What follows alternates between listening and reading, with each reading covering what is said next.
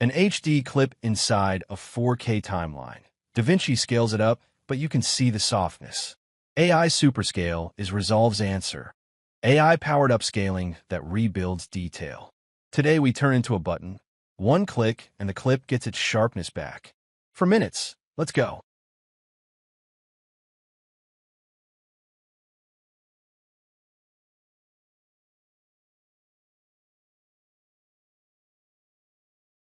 Like dynamic zoom, AI Superscale is off by default on a clip. It's computationally expensive, so DaVinci leaves the choice to you. It shines in surgical cases. The archive clip in the middle of fresh footage, the aggressive crop that lost detail, HD material in 4K projects. Magic Automa's action switches the panel on by itself. The usual inspector rule. You select the clip, it handles the rest.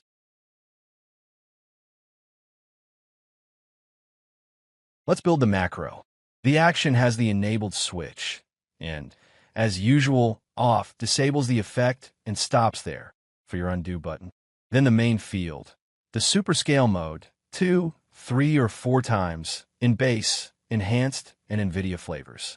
And finally, the fine-tuning fields.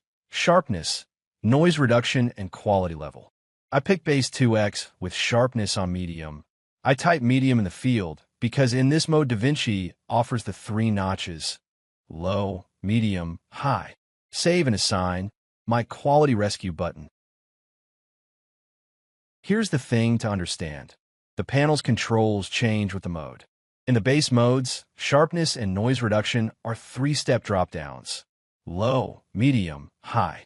In the enhanced modes, they become numeric values from 0 to 1. You type, say, 0.5. And in the NVIDIA RTX video modes, there's a single control, quality level.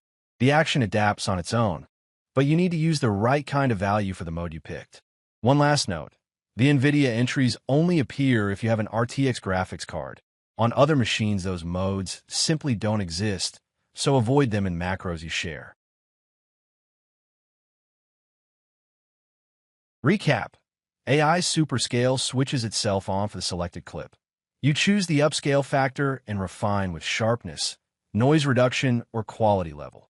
Remembering that each mode has its own controls, and that the NVIDIA modes only exist on RTX GPUs. One button, and quality rescue becomes part of your flow. Next video, we leave the inspector, clip colors and context menus, a timeline that organizes itself, click after click.